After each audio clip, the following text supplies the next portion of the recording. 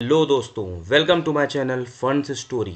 Before starting to anything, I'm just giving you a small declaration from my side that I am Ashish Bajpayee, an NISIM certified mutual fund advisor and distributor.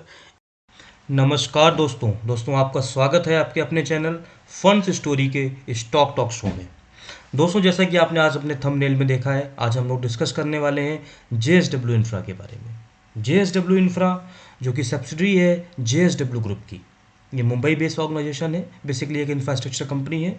ये basically infrastructure में भी इनके different projects में लोग deal करते हैं, like ports हो गए, रोड्स हो गई, है ना, रेल्स हो गई, रेल कनेक्टिविटीज़ में लोग करते हैं, इन प्रोजेक्ट्स में ये वर्क करते हैं। एंड जेएसडब्ल्यू इंफ्रा का 86% जो इनका रेवेन्यूज़ है वो इनका बेसिकली कार्गो हैंडलिंग बिजनेस से आता है। ये वेरी स्पेशलाइज्ड वर्क है। देखिए जेएसडब्ल्यू इंफ्रा के लिए हम लोग लॉन्ग टर्म के लिए तो हम लोग इसमें बुलिश हैं ही। अच्छी कंपनी है। ये बेसिकली एक बाय एंड फॉरवर्ड स्टोरी है। अगर आप इसको लेके छोड़ते हैं फ्यूचर कुछ टाइम के लिए, लॉन्ग टर्म के लिए, इसमें आपको डेफिनेटली अच्छा आपको रिजल्ट मिलेगा, आपको अच्छे पैसे मिलेंगे आपको। देखिए दोस्तों, आज जो हम लोग डिस्कस करने वाले हैं जेएसडब्ल्यू इंफ्रा के बारे में, वो इसके कुछ टेक्निकल एस्पेक्ट्स पे डिस्कस करने वाले हैं कि अगर इसको हम अभी एक स्विंग के हिसाब से लेते हैं, मीन 10 से 15 दिन की अगर हमारी एक पोजिशनिंग होती है, तो इस समय क्या लेने लायक ये है ना।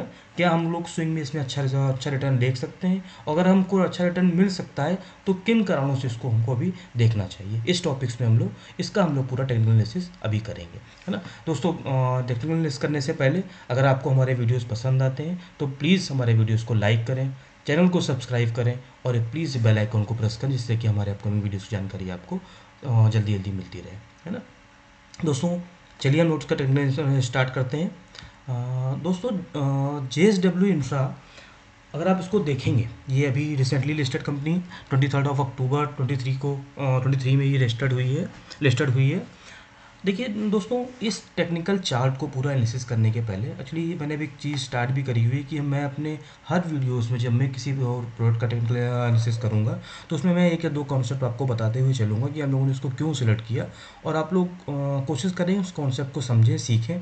ये आपके फ्यूचर में एनालिसिस के लिए बहुत हेल्पफुल होगा, है ना। जैसे आज इस चार्ट पे हमने इसको क्यों सिलेक्ट किया, क्यों मेरी उसमें आया, ये मैं आपको विद रीज़न भी बताऊंगा, है ना। दो बेसिकली कॉन्सेप्ट हम आज इसमें बात करने वाले हैं। पहला कॉन्सेप्ट है कि हम स्टॉक को कैसे पहचानें, ये स्टॉक अप ट्रेंड में चल रहा है या स्टॉक डाउन ट्रेंड में चल रहा है, इस पर हम लोग बात करेंगे। दूसरा चीज़ जो है वो है बेसिकली एक कॉन्सेप्ट चलता है इसमें, इस वाले पे, कि जो रेजिस्टेंस होता है, अगर आप लॉन्ग टर्म के चार्ट पे देखें तो resistance become support and support becomes resistance. इस कॉन्सेप्ट पे हम लोग इसको देखेंगे, इसमें वर्कआउट करते इसमें किया है कि नहीं, और ये कैसे फॉलो करता है, कैसे हम लोग रिकॉग्नाइज करते हैं इसको।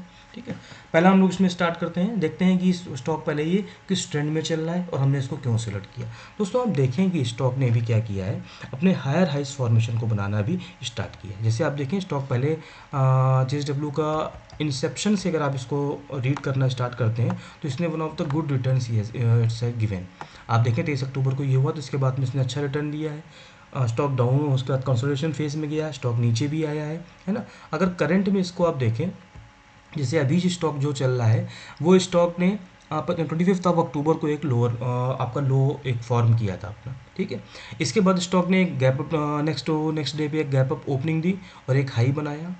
अब स्टॉक ने फिर से 14 नवंबर को स्टॉक ने एक हायर लो का फॉर्म किया। देखिए ये लो था, नीचे था, इसके ऊपर लो इसने फॉर्म किया और आगे मूवमेंट आई स्टॉक में, इसमें बाइंग आती है, तो स्टॉक ने अगेन अपने एक हायर हाई का फॉर्मेशन किया। लास्ट जो हायर हाई था इसका 30 अक्टूबर को जो उसने हाई बनाया था, इस बार इसने उसके ऊपर जाके उसकी क्लोजिंग दी।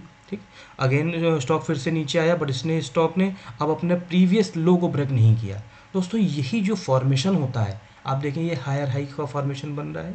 अगर इसके बाद स्टॉक जो आगे इसके ऊपर भी क्लोज करता है तो ये फॉर्मेशन पूरा होगा और हायर हाई का फॉर्मेशन पड़ेगा। इट मीन्स कि स्टॉक जो है अपने एक बुलिश ट्रेंड की ओर आगे बढ़ रहा है ना। आप लो में भी देखें, हायर लो बनाता जा रहा है। ये लो था पहले, ये लो बना हुआ, इसके बाद देखें यहाँ पर लो बना हुआ, ऊपर बना उसके लो, फिर लोअर ने इसके हाई हाई लो बना हुआ। ये शो कर रहा है कि स्टॉक में कहीं ना कहीं बुलिशनेस आ रही है ना, स्टॉक एक बुलिश ट्रेंड में जा रहा है।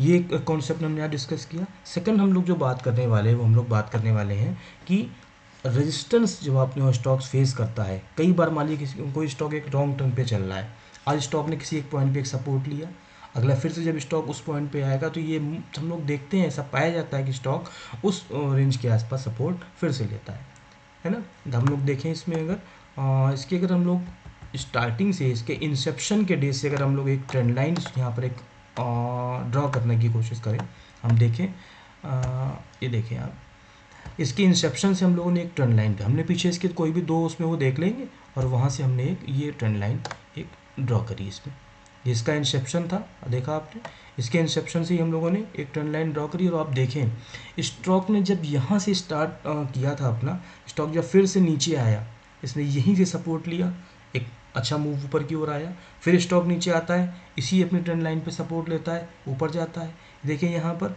25 आपकी सेम इन 5 जून को फिर से इसने इसी पे सपोर्ट लिया और स्टॉक इसी ट्रेंड लाइन पे सपोर्ट लेते लेते कॉन्टिन्यूस एक अप ट्रेंड के क्या मूवमेंट दे रहा था। अब देखें ये स्टॉक के लिए एक अच्छी सपोर्ट का काम कर रही थी। अब स्टॉक ने अभी कुछ दिन पहले जब स्टॉक फिर से इसी अपनी ट्रेंड लाइन, मैंने भी उसमें कुछ चेंज तो किया नहीं, देखा आपने, इसी ट्रेंड लाइन पे जब स्टॉक ने इसको ब्रेकआउट दिया और जब ये फिर से ऊपर जाने की कोशिश कर रहा है तो ये इसी ट्रेंड लाइन जो कि पहले एक अच्छा सपोर्ट का काम किया था अब एक रेजिस्टेंस का काम कर रही है। स्टॉक इसी रेजिस्टेंस यहीं से रेजिस्टेंस ले रहा है, नीचे आ रहा है, फिर से इसने कोशिश करी ऊपर जाने की, फिर वहाँ से ऐसे नीचे आया और अब फिर से इस रेजिस्टेंस लाइन को टच करने के लिए ये ऊपर जाने की कोशिश कर रहा है ना। अगर आप देखें, अगर हम इसको एक नीचे भी इसने same line same trend line पे एक सपोर्ट लेते हुए ये आगे बढ़ रहा है। अगर आप इसको देखें देखें इस ट्रेंड लाइन को ये इस ट्रेंड लाइन पे इसने बराबर सपोर्ट लेते हुए आगे बढ़ रहा है। अगर आप देखें तो इसने कहीं ना कहीं एक चैनल का फॉर्मेशन यहाँ पर कर रहा है, इसी चैनल में वर्कआउट कर रहा है। ऊपर की तो आपने देखा हुआ पहले सपोर्ट का काम किया था, अभी रेजिस्टेंस का काम कर रही है। स्टॉक नीचे आ रहा है, इस पे सपोर्ट ले रहा है, ऊपर बढ़ रहा है, फिर सपोर्ट ले रहा है, फिर ऊपर की अपसाइड में मूव दे रहा है। ये चैनल पे स्टॉक ने वर्कआउट स्टार्ट किया हुआ है करना अपना, है ना। हम लोग जो प्रेडिक्ट कर, देखिए बेसिकली हम लोग इसमें करते कि यहाँ टेक्निकल एनालिसिस में हम प्राइस के पास्ट मूवमेंट के अकॉर्डिंग प्राइस के फ्यूचर को प्रेडिक्ट करते हैं, है ना। स्टॉक ने पहले कैसा बिहेव किया था और अब आगे कैसा बिहेव कर सकता है, इसी के बीच की पूरी कहानी है टेक्निकल एनालिसिस, है ना। अब स्टॉक ने जो जो पहले किया था हम उसी पे देख रहे हैं। पहले यहाँ पर उसने सपोर्ट लिया था, अब वो रेजिस्टेंस काम कर रहा है जो कि हमें क्लियर विजिबल है। अब आप देखेंगे आज के दिन इसको सेलेक्ट करने का रीज़न ये भी है कि आज इसने एक अच्छी वैल्यूम के साथ में एक बुलिश कैंडल दी हुई है ना। पहले इसने सपोर्ट ले लिया है, लास्ट टू लास्ट 20 दिसंबर को इसने सपोर्ट लिया, उसको रीटेस्ट भी कर लिया और वहाँ से अब ऊपर की ओर मूवमेंट स्टार्ट किया है ना। अब जो इसमें दिख रहा है मेरे को, अगर मैं इसको 320 325 के आसपास को मैं पोजीशन बनाता हूँ और ट्रेंड लाइन के नीचे ही इसका एक स्टॉप लॉस हम लोग अगर रख के देखते हैं तो ऊपर हमारे पास में 10 से 12% की एक अच्छी मूवमेंट है एक क्विक टाइम स्पैन में, है ना। अगर इसको आप देखें इसका रिस्क रिवॉर्ड रेशियो तो हमको रिस्क रिवॉर्ड रेशियो इसमें अच्छा मिलेगा। यहाँ पर अगर हमें 20 से 25 की अगर मूवमेंट मिलती भी है तो एक हमें एक अच्छी ट्रेड यहाँ से मिल सकती है अराउंड मेरे को इसमें। अगर इसमें यहाँ भी आता है लास्ट टाइम टच भी करता तो भी हमें 10 से 12% का मूवमेंट मेरे को यहाँ पर क्लियर विजिबल है इसमें, है ना। तो आप देखें इस वाले पे। और एक चीज़ मैं आपको यहाँ पर क्लियर करता हूँ, इसको रीजन का एक रीजन और भी है हमारा। इसने जो अपना लाइफ टाइम हाई बनाया हुआ है वो 4 जुलाई को बनाया हुआ है। अगर इसके पिछले दोनों हाइस जो उसने बनाए वहाँ से अगर हम लोग अगेन एक ट्रेंड लाइन इसको ड्रा करते हैं जहाँ पर इसने 2 बार, इससे पहले 2 बार रेजिस्टेंस फेस किया है, अगर आप वहाँ से भी देखें तो भी स्टॉक में अब मेरे को जो दिख रहा है वो स्टॉक यहाँ से फिर से अगर यहाँ पर फेस करता है आके तभी जो इसका लेवल है अराउंड 350 के अराउंड तक तो इसको जाना ही चाहिए, यहाँ तक इसको स्टॉक जा सकता है। चैनल का भी जो अपर चैनल जो है वो भी 350 के अराउंड ही है, तो यहाँ तक की एक चांसेस हम लोग इसमें शॉर्ट टर्म के पीरियड में हम लोग ले सकते हैं, है ना। अब स्टॉक में आप देखेंगे इसमें हम लोगों ने जो डिस्कशन किया हुआ है उसमें किन कारणों से हमने इसको सेलेक्ट किया हुआ है। एक तो कारण फर्स्ट जो इसका रीज़न है वो ये है, ये हायर हाई और हायर लो का फॉर्मेशन करते हुए चल रहा है। दूसरा क्या है, चैनल सपोर्ट एंड रेजिस्टेंस के बीच में काम कर रहा है, मतलब चैनल पे सपोर्ट प्रॉपर ले रहा है, रेजिस्टेंस को फेस कर रहा है एंड एक स्ट्रॉन्ग बुलिश कैंडल आज के दिन इसमें हमने देखी है विद वैल्यूम के साथ जो कि बनी हुई है। ये भी हमारा एक रीज़न है इसको सिलेक्ट करने का। थर्ड वन जो अपर उसके दोनों जो हाइज हैं उसको लेके जब हम ट्रेंड लाइन एक ड्रॉ कर रहे हैं वहाँ पर भी हमें जो दिख रहा है कि 350 के अराउंड इसको ईजिली यहाँ तक जा सकता है ये। अब आप इसको एनालिसिस करें, कोई भी स्टॉक में पोजीशन बनाने से पहले अपने फाइनेंशियल एडवाइज़र की सलाह ज़रूर लें। उनकी सलाह लेने के बाद ही इसमें आप पोजीशन बनाएँ। आज जो मैंने आपको जो ये वीडियो बनाया हुआ है, ये बेसिकली आपके एजुकेशन के पर्पज़ से ही है। ठीक है दोस्तों, अपने फाइनेंशियल एडवाइज़र की सलाह से इसमें आप पोजीशन बनाएँ। हम लोग फिर नेक्स्ट मिलते हैं किसी अच्छे स्टॉक के एनालिसिस के साथ में। तब तक के लिए शुभ रात्रि।